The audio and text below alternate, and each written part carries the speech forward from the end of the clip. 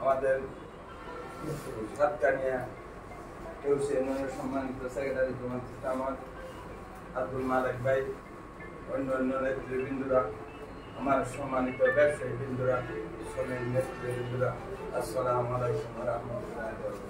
সুন্নতের বর্ণনা দিয়ে আমরা কি শেষ করতে পারবো?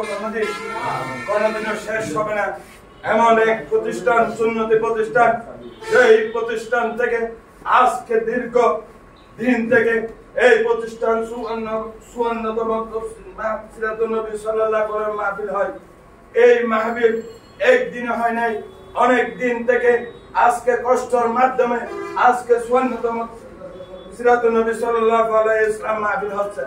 এই মাহফিলের এইখানে এই মাদ্রাসা, এই সুন্নতি ধর্মীয় প্রতিষ্ঠান থেকে হাজার হাজার ছাত্র, বাংলাদেশের এমন কোন জায়গা নাই সচিবালয়, ব্যাংক, বিমা, আজকে সারা পৃথিবীতে সেই মেধাবী ছাত্রদের জন্ম দিয়েছে এই মাত্র একটি প্রতিষ্ঠান বাংলাদেশে।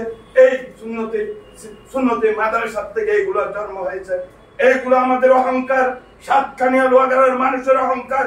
এইখানে আমাদের সহযোগিতা করতে হবে, আমাদের জীবনের সব কিছু মূল্য দিয়ে এই সুন্নতি, এই কারাঙ্গিয়াকে, আমাদের প্রতিষ্ঠানগুলোকে টিকে রাখতে হবে।